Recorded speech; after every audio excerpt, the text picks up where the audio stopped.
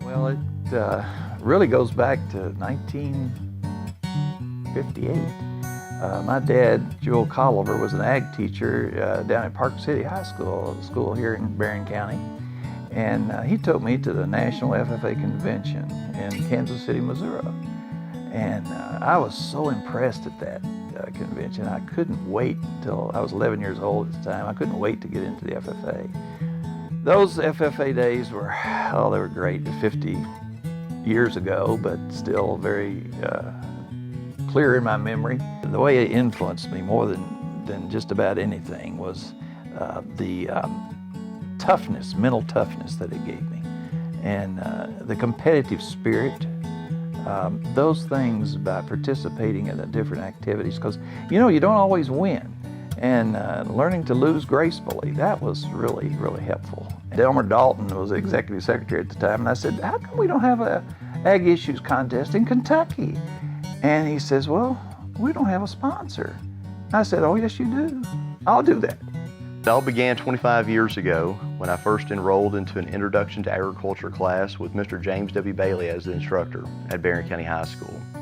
And from taking that first class as a freshman and beginning my agriculture education and FFA career at that point, I enjoyed competing in every contest possible. I would never shy away from any contest, whether it be a proficiency, speaking contest, or a judging contest of some type. I really enjoyed participating in everything.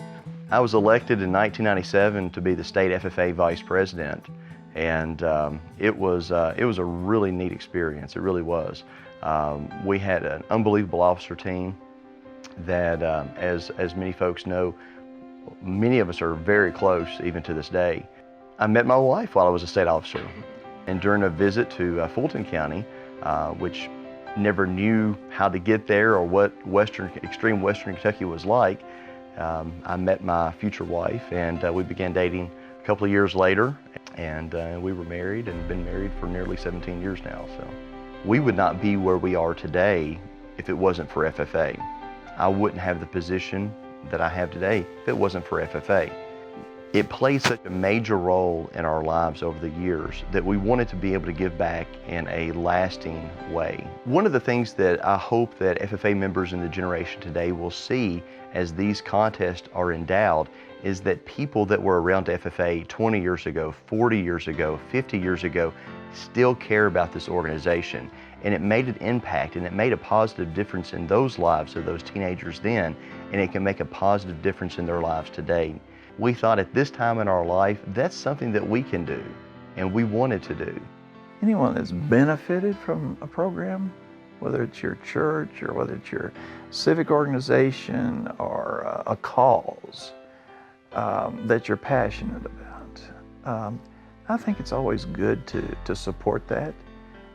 Not in the feelings that it makes for you, which you will have, but just thinking of how it helps someone. Maybe someone that may not have the opportunity to participate. If someone's considered making a gift to the Kentucky FFA Association, I would encourage them to not wait. Don't wait and think about it for next year or 5 years down the road. Go ahead and take that step and make that gift. It's a gift that you will never regret giving because of the impact that it will make on the lives of others.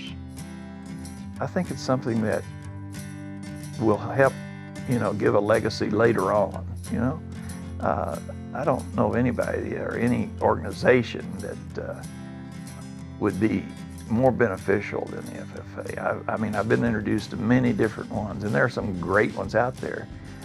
It's just that top to bottom, there are so many good programs that are offered.